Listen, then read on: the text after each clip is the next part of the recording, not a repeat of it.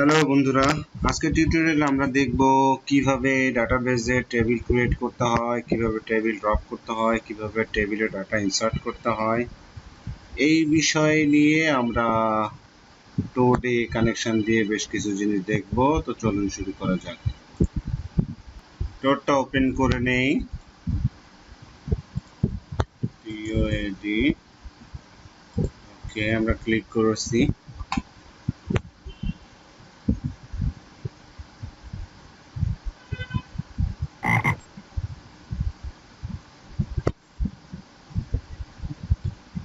ওকে, এটা আমরা কেটে দিই। এখন কানেকশন আমরা একটা ডাটাবেস তৈরি করেছিলাম টেস্ট ডিবি। তো আমরা টেস্ট ডিবিটা, আমার পাসওয়ার্ডটা রিমেম্বার করা আছে, এই জন্য আমি কানেক্ট করলাম এখানে।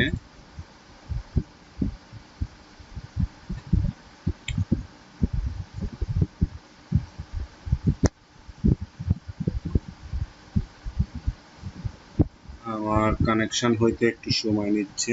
ওকে, কানেকশন হয়ে গেছে। তো আমরা কোন ডাটাবেসে কানেক্ট আছি? টেস্ট ডিবি নামে একটা ডাটাবেস, সেই টেস্ট ডিবির সাথে আমরা কানেক্টেড আছি। আচ্ছা, আজকে আমরা এই টোডের কিছু এনভায়রনমেন্টের কোথায় কি আছে এগুলো সম্পর্কেও একটু দেখব। একদম প্রথমেই আমার কানেকশন দেওয়ার পরে একটা এডিটর চলে আসছে। তো এই এডিটর যদি নাও আসে বা অন্য কোনো কিছু আসে, আবার আর একটা এডিটর যদি খুলতে চাই, দেখেন এই যে উপরের দিকে এটা হচ্ছে আর একটা এডিটর। এখানে ক্লিক করলে নতুন আর একটা এডিটর ওপেন হবে। দেখেন এই যে আমার আর একটা এডিটর আসছে, এই যে আগেরটা ছিল। আমি ক্লোজ করতে হলে জাস্ট রাইট বা মাউসের রাইটে ক্লিক করে আমি এটাকে ক্লোজ উইন্ডো করলে এটা ক্লোজ হয়ে যাবে। আচ্ছা, এখন আর পাশেই হচ্ছে আমার এটা হচ্ছে স্কিমা ব্রাউজার। এখানে যদি ক্লিক করি তাহলে আমার এই ডাটাবেজের বেশ কিছু ইনফরমেশন দেখা যায়। যেমন দেখেন আমি এখন কোন ডাটাবেজের সাথে কানেক্টেড আছি? টেস্ট ডিবি নামক ডাটাবেজের সাথে আছি। এখন আমার সিলেক্ট করা আছে কি? টেবিল। এখন টেবিলের মধ্যে কয়টা টেবিল আছে? একটা টেবিল আছে, এটা আমি ক্রিয়েট করেছিলাম হয়তো কোনো এক সময়, সেই জন্য রয়ে গেছে। আচ্ছা, এখন এখানে এই টেবিলে কোন ডাটা আছে সেটা দেখার জন্য এটা ক্লিক করছি। ক্লিক করার পরে যে এখানে ডাটা আছে, ডাটাতে ক্লিক করলে আমার ডাটাগুলো দেখা যায়। আচ্ছা, আমরা আবার এডিটরে যাই। এখন আমরা কি করব? এই টেস্ট ডিবি এই ডাটাবেজের মধ্যে একটা টেবিল ক্রিয়েট করব। তো টেবিল ক্রিয়েট করতে হয় কিভাবে আমরা দেখে ফেলি। তো আমরা লিখতে গেলে বেশি সময় লাগবে, এই জন্য ভিডিওর টাইম শর্ট করার জন্য আগে লিখে রাখা হয়েছে। দেখেন আমি এখানে পেস্ট করলাম। তাহলে আমার সিনট্যাক্সটা কি দেখেন, এখানে হচ্ছে ক্রিয়েট টেবিল, এটা লিখতে হবে, আর এটা হচ্ছে টেবিল নেম। তো আমি ডিপার্টমেন্ট নামে একটা টেবিল ক্রিয়েট করব, যে টেবিলের মধ্যে দুইটা কলাম আছে, একটা হচ্ছে ডিপার্টমেন্ট আইডি আর একটা হচ্ছে ডিপার্টমেন্ট নেম। আইডিটা অবশ্যই ইন্টিজার, ইন্টিজার মানে আমরা জানি 1 2 3 4 এভাবে পূর্ণ সংখ্যা। আচ্ছা, ভার্কা 2 এটা হচ্ছে আমরা যে টেক্সট স্ট্রিং লিখি সেটা, এবং সেটার স্ট্রিং এর লেন্থটা হচ্ছে এর মধ্যে বলে দিতে হয়। তার মানে ডিপার্টমেন্ট নেমের লেন্থ, যে নেমটা ইউজ করব সেটা 50 ক্যারেক্টারের বেশি হবে না। নট নাল অর্থাৎ এই ভ্যালুটা কখনো যখন ডাটা ইনসার্ট করব এই টেবিলে, তখন এটার ভ্যালু নাল হতে পারবে না, এটার ভ্যালুও নাল হতে পারবে না। যদি নাল হতে পারবে এরকম যদি হইতো তাহলে নটটা এখান থেকে উঠাই দিতাম আমরা। ঠিক আছে, আমরা না উঠাই এখন আমরা এই টেবিলটা ক্রিয়েট করব। আচ্ছা আচ্ছা, এই টেবিলটা যে আমরা ক্রিয়েট করব এটা আসলে কোন ডাটাবেজে? Test DB ডাটাবেজে। তাহলে আমরা এখানে টেস্ট ডিবিটা দিয়ে দেব, TEST টেস্ট ডিবি ডট। ওকে, আচ্ছা, এখন এটাকে জাস্ট সিলেক্ট করে এই যে এখানে আছে একটা দেখেন এক্সিকিউট অর কম্পাইল, এটাতে ক্লিক করব। ওকে, ক্লিক করার সাথে সাথে আমার এটা কিন্তু এক্সিকিউট হয়ে গেছে। এখন এই টেবিলটা আসলে ক্রিয়েট হয়েছে কিনা আমি কেমনে বুঝবো? দেখেন ক্রিয়েট হওয়ার পরে এটা একটা কালার চেঞ্জ হয়েছে কিন্তু, দেখছেন? এখন এটা দেখে আসলে দেখার বিষয় না। আমি এই যে স্কিমা ব্রাউজারে যাব, এখানে যে আমার এই যে নিচের দিকে তিনটা রিফ্রেশ বাটন আছে, রিফ্রেশ অল অবজেক্ট, এখানে ক্লিক করব। ক্লিক করার সাথে সাথে আমি এখন দেখতেছি টেবিলের ঘরে আমার ডিপার্টমেন্টস নামে একটা টেবিল ক্রিয়েট হয়ে গেছে। তো আমরা জাস্ট ডিপার্টমেন্ট আইডি এবং ডিপার্টমেন্ট নেম কি করেছিলাম, কলামসের ডিপার্টমেন্ট আইডি এবং ডিপার্টমেন্ট নেম, এটা নামে দুইটা কলাম ছিল।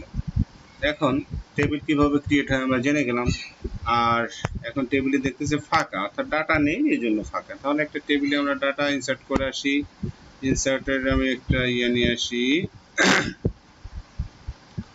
আচ্ছা, আমি এটাকে যদি কপি করি, আমি ইনসার্ট করব, কিসে ইনসার্ট করব, আমরা ডিপার্টমেন্ট টেবিলে দিলাম। তাহলে আমরা এখানে টেস্ট ডিবি দিলাম, ডিপার্টমেন্ট ইনসার্ট ইনটু, সিনট্যাক্স দেখেন কিরকম, ইনসার্ট ইনটু, এটা কোন ডাটাবেস নেম, সেই ডাটাবেস নেম দিছি, কোন টেবিলে ইনসার্ট করব, ডিপার্টমেন্ট। তার কলাম ছিল কয়টা, দুইটা, একটা হচ্ছে ডিপার্টমেন্ট আইডি, তাহলে ভ্যালুসে কি হবে, একটা আইডি বসাইছে, যে ডিপার্টমেন্ট নেম আইডি বসাইছে।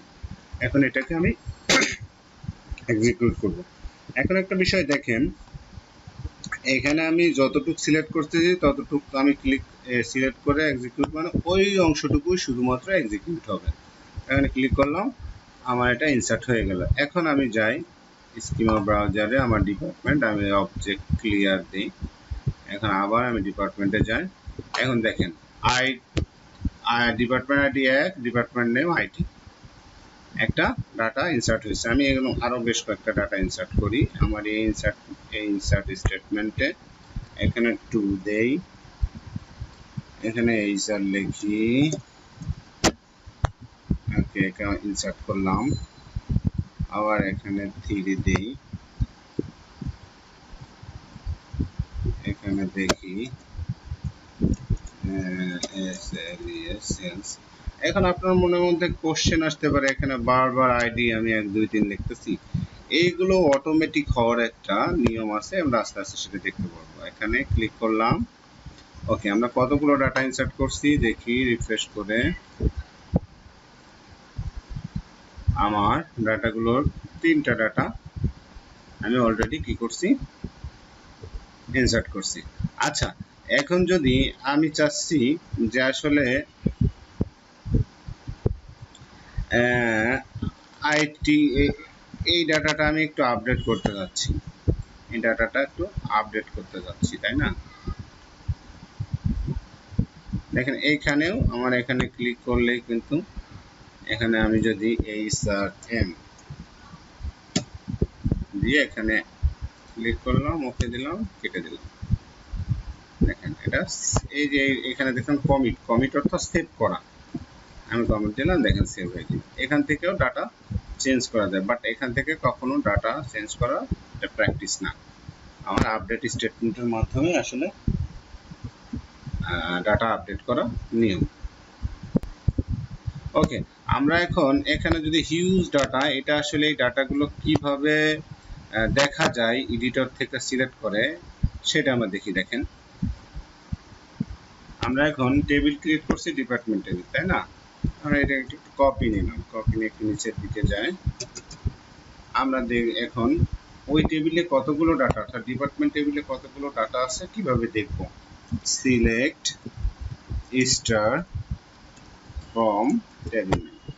একটা জিনিস বিষয়ে মনে রাখবেন, এই স্টার অর্থ আমি জানি না যে এই টেবিলে কতগুলো কলাম আছে, আমাকে সব কলামের নামই দেখাও, এটাকে এক হিসেবে বলো অল কলাম আর কি, যেটা বলে দিয়ে আমি এই স্টেটমেন্টটা চালাই দেবো, অর্থাৎ আমার এই টেবিলে যত কলাম থাকবে তত কলামই আমার চলে আসবে।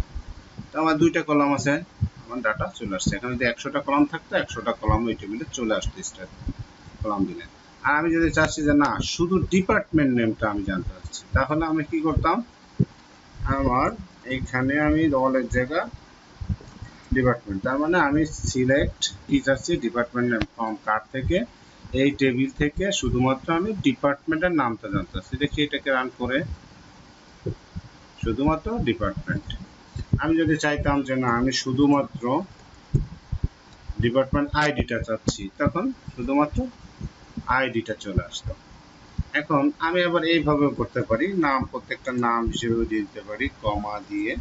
এটা আমি চাচ্ছি কি, ডিপার্টমেন্ট আইডিও চাচ্ছি, ডিপার্টমেন্ট নেম চাচ্ছি, কোথা থেকে, এই টেবিল থেকে সিলেক্ট করব, তাহলে আমার 2টাই চলে আসবে, আইডি নেম। তাহলে আমরা কি শিখলাম, আমরা টেবিল কিভাবে ক্রিয়েট করে সেটা দেখলাম, টেবিলে কিভাবে ডাটা এন্ট্রি করা হয় সেটা দেখলাম, কিভাবে ডাটা একটা টেবিল থেকে ডাটা দেখতে হয় সেটাও দেখলাম, এবং কিছু এনভায়রনমেন্টের কিছু জিনিস দেখলাম যে আমি রিফ্রেশ কিভাবে করে, কমিট, যে এটা হচ্ছে কমিট, এখানে একটা কমিট থাকে, নিচের দিকে আর একটা কমিট থাকে, এখানে কমিট অর্থাৎ এইটুকুর মধ্যে যা করা হয়েছে সেটা কমিট দিলাম, আর এখানে কমিট দেওয়া অর্থাৎ এই ডাটাবেজের মধ্যে যা যা চেঞ্জ করার পর সেভ দেই নাই সেটাকে সেভ দেওয়া হচ্ছে কমিট। আচ্ছা, এখন ওকে, আমরা তাহলে এখন যাই, আমরা একটা টেবিল যে ক্রিয়েট করলাম, ডিপার্টমেন্ট নামে যে টেবিলটা ক্রিয়েট করছে, এই টেবিলটা আমরা আসলে রাখতে পারছি না, আমরা ড্রপ করে দেবো। সেক্ষেত্রে কি করতে হবে, সেক্ষেত্রে কি আমার এখানে লিখতে হবে drop ড্রপ টেবিল, কোন টেবিল, এই ইউজারের এই টেবিল। এই ড্রপ অর্থ হচ্ছে একদম এই টেবিলটা যা যা ইনসার্ট আছে, যা যা ডাটা আছে, সব ডাটা সহ এই টেবিলটাই গায়েব হয়ে যাবে। ওকে, আমরা এটা চালাই দিই। ওকে, চালাই দিছি। এখন যদি আমরা এই স্টেটমেন্টটা চালাই তাহলে কি আসবে, table or view does not exist, অর্থাৎ এই টেবিলটা এই ডাটাবেজে নেই। আমরা যে ড্রপ করে দিলাম, এখন এইখানে যদি একটু রিফ্রেশ দেই, ওকে, টেবিলটা চলে গেছে। দেখেন, ওকে, আজকের মতো এ পর্যন্তই, ভালো থাকবেন।